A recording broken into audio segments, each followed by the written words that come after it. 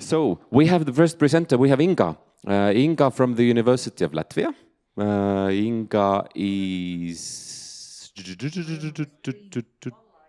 Inga is online. Yes, of course. Yes. Now yes. I have another important question for the corner there. Where exactly the camera is? Because yesterday I was showing this one. Okay, then it's good, because it seemed yesterday that maybe I'm not showing my face to the camera, but something else. So anyway, Inga, good morning. Good morning and hello everyone. I'm glad to see you all here. Unfortunately decided not to come to Tallinn because of all restrictions, and anyways, it's not a problem today nowadays to organize mixed hybrid meetings. And yes, so my presentation, maybe I can see my presentation on a screen as well. It would be, yes, fantastic.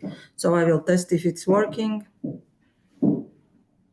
Just one more thing, Inga. So be ready for the questions later on. After your presentation, then we will most likely have some questions. The floor is yours. Thank you very much for this honor today to present our project. One of most challenging projects during my project manager and director's life, but nevertheless, it's very interesting and useful experience. So today I am gonna present you our project, Modest project, which is devoted to very serious topic in higher education, modernization of doctoral education and science, and improvement of teaching methodologies. So actually, also this project is challenging with this, that actually this is the first capacity building project for University of Latvia and first experience as a leading partner, as a grant holder, and leading manager for all this consortium. And so our aim of our project is modernization of doctoral education from different aspects in a quite diverse area: Russia, European countries, Armenia, and Belarus.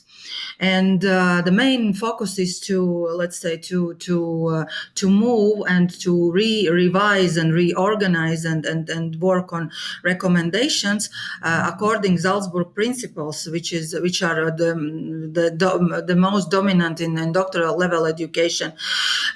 Project is already we started project on 2018 November, but because of all problems what could happen during the project realization, I mean, only aliens, we are expecting only aliens for the next time, but we had everything, as you see, the members from countries involved in the project. Russia, also we had some difficulties in Armenia and Belarus, so that's why we got already 1 year extension to November 2011. Actually, it was already, according to the contract, it was the last year for the project, but now we will finish on 2022.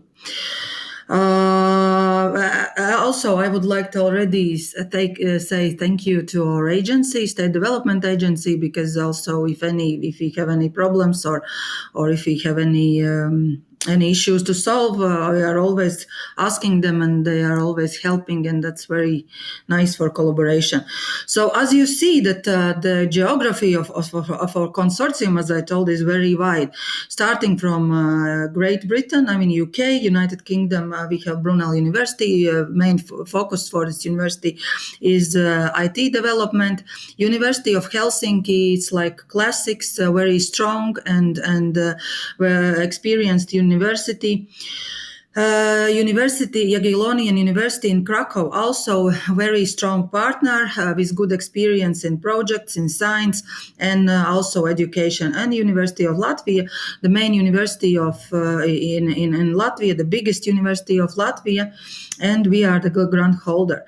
From Russia, also we have 4 universities: Moscow Institute of Physics and Technology.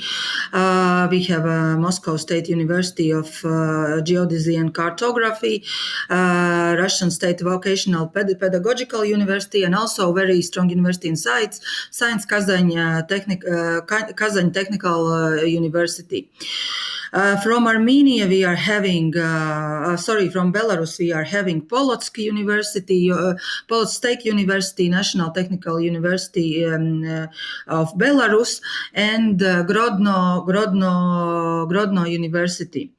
Also, from Armenia, we are having Yerevan State University. We are having Technical University in Armenia, and Armenian State Pedagogical University. As for choosing of this consortium, you can see that we are working with the main stakeholders in partner countries. In all countries, we have state universities, and also we have universities with a pedagogical approach. And I will tell you later why we are having such consortium, and you will see if you will follow to my presentation and project activities. So the next thing I need to move this. I cannot. Okay. The project activities. The main challenge is to revise already existing doctoral level systems in partner countries and collect experience from Europe Union. What we did already, and based on recommendations, we are improving now and developing new curricula. Because it's very important to prepare leaders of new generation, the next scientists in universities. As you know, that already on the doctoral level, this is the first step, which is leading you, and which is where you are moving forward for the next on academic career. Besides, also this project is very important if we are looking now for all reforms. Example, in Latvia, we have doctoral level reform. I know that some movements and changes also are in Poland, and very crucial and important. This is for partner countries because now is also, I will later show you the changes in Russian education system, in Belarus and Armenia as well. As I told, that basic activities is first of all revise all experience from from Europe countries. Next one is understand and map partner country needs regarding doctoral level education. We are elaborating also a framework of doctoral training and development. So we are developing doctoral training courses, mainly focusing on soft skills courses and real training for soft skill study courses. And as well, the one of the project goals is elaborate the doctoral training centers, which leads already the new approach and new design for research programs in doctoral level education. One of activities, which is elaboration and development of competence profiles for supervisors and PhDs. Very important thing is the networking of doctoral students and also supervisors, which we are doing online. And we had already several meetings, 2 years intensive training involving as well in collaboration also with other projects like Doc and Hands, very strong project devoted to doctoral level changes. Yebo, Netseng, which was held in already in the previous time, capacity building project in Belarus and Lithuania. And also we are collaborating with ARMDoct, which is actually going hand in hand already now in Armenia, and it's devoted a national level project for capacity building for changes in doctoral level studies in Armenia. So also we are planning to organize summer schools. We have already different webinars for networking, as I told you, for doctoral, for PhDs, for supervisors, for staff, and so on and so on. Example, we had experience exchange from Helsinki University Doctoral Training Center, from Manchester University as well. We are having webinars together, as I told, with ARMDoct, and one of, as I told, one of the biggest challenges is to develop and establish doctoral training centers, and establish as well virtual environment to carry all activities. What is the impact of project of Modest in partner countries? As I told, it's a reassessment and evaluation of the state affair in doctoral studies. Also integrate experience from Europe countries in partner countries, because the thing what we are actually sharing and which is not going on in partner countries is part regarding training, because example in Belarus they have only research part, and mainly in partner countries they are focusing on this research part, and then they are lacking real training, especially on soft skill study courses.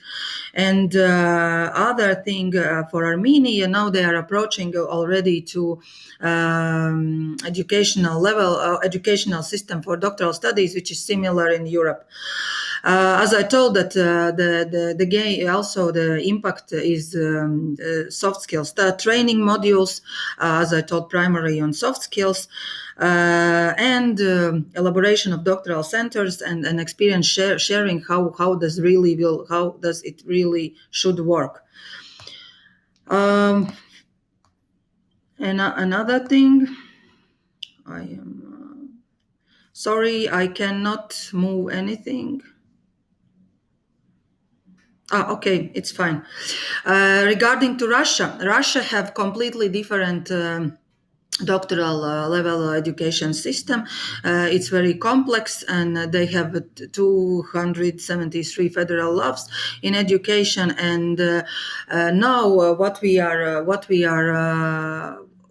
doing in a project, and which is going also together with legislation changes in all country, is cancellation of federal state education standards and integration of federal state requirements for doctoral training programs.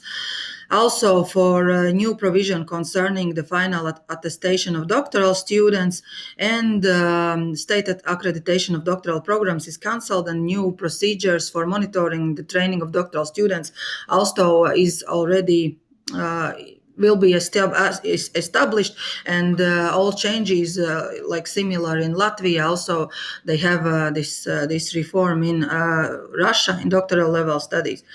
Regarding, I cannot move again.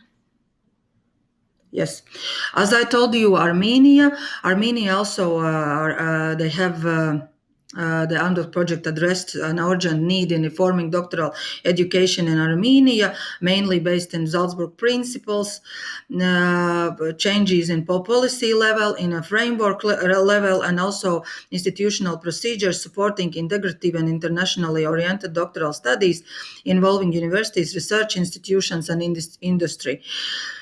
And what could I say about doctoral education in Belarus? As I told, that basically they don't have in Belarus three level education as we are having in Europe, and they have only 2 level, which is bachelor's and master's, and already the doctoral level studies is like aspirantura in Soviet times, I can say, and basically focusing on research. And because of lacking of this training part and real work with supervision of thesis and then collaboration, interdisciplinarity and internationalization, then Modest project is very good actually experience and praxis to all Belarus, how to work in a different way and different approach with doctoral level education. Yes, and what could I say on the end? As I told, the doctoral studies is the first step, and already in academia. And because of the diversity of needs and of partner countries, because the levels, we are really like working in the levels. We have a Western experience, which is Helsinki University, Brunel University, and then we have, let's say, experience from post-Soviet countries and how we are working with education systems and changes. Poland and Latvia, and then we have partner countries, Russia, Armenia, and Belarus, yes, and Modest can be pattern how to deal with doctoral problems, not only in other countries in Europe Union, but also in partner countries. And as I told you, experiences from EU partners, system of experiences and approaches can apply for other regions as well, Central Asia and so on. So thank you very much, and I will be happy to answer to your questions. Thank you very much, Inga. Let's do a morning applause. I was trying to fit in my time. Then it means that we have more time for the questions. If I don't see any hands right now, I was thinking like this, that anyway, yesterday we had a discussion with the European Commission representatives, and looking at your presentation, the more I just see that the Baltic countries are exactly the right countries to deal with Eastern Partnership. And, yes, agree. And then, like, your example is, let's say, exactly this masterclass example, let's say, what people, I think, in Brussels should see every week. And anyway, the key word is here again, this Sub-Sahara Africa and the new program. And when I'm thinking, let's say, what are our competencies and what are maybe the Western European countries' competencies who have been historically very active in Africa in the past centuries. So anyway, a very nice example. I have this kind of question, Inga. What, let's say, you and our, let's say, historical part, we are pretty familiar with the CIS countries. But what were the most surprising elements in the project for our your Finnish and British colleagues? What did they learn most of all regarding the cooperation with Armenia and Belarus and Russia? Actually, it's very funny, but colleagues from Finland and UK, actually, you know, they are colleagues who previously have roots in CIS countries. So that's why actually they didn't had any big surprise, but.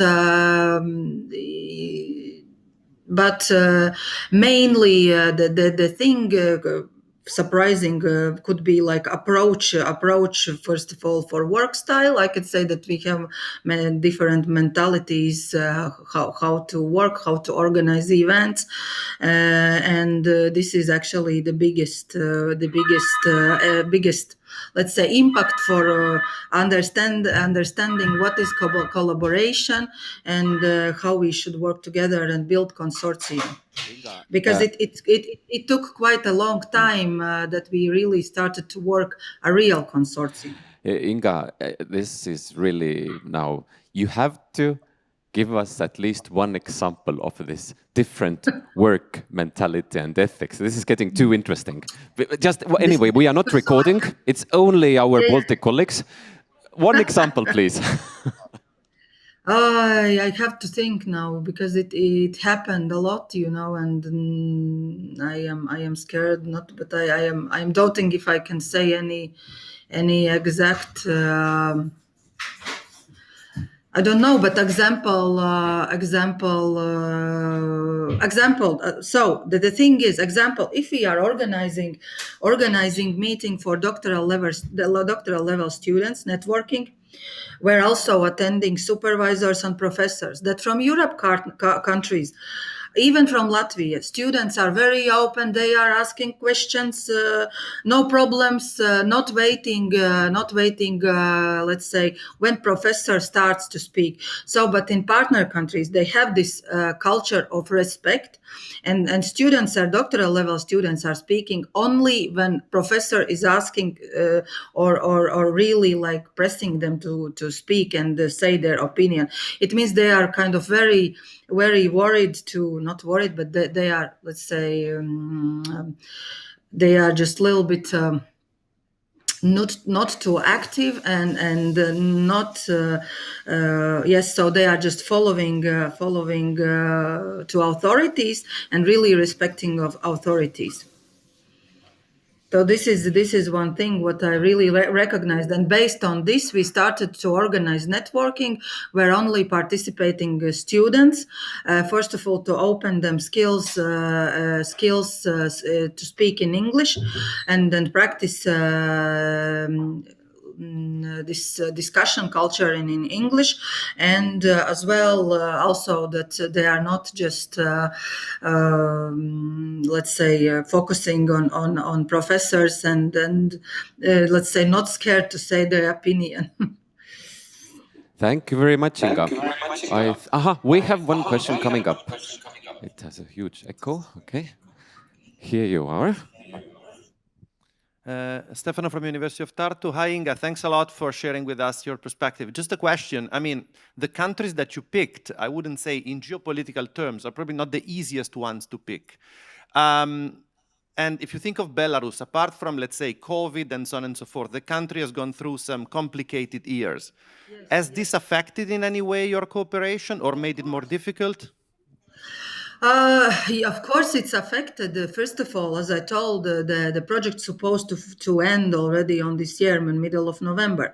But because of all political situation in Belarus, also COVID impact, and so on and so on, we couldn't proceed. It took quite a long time to establish legal framework of project in Belarus. It took 2 years to approve the contract because they have very specific system in Belarus how they are accepting grants from Europe Union, and we should go through a lot of ministries, lot of clarifications just to prove that why do we need actually to work on this project, what will be the impact, that everything is okay, and so on and so. And it means that it means that 2 years.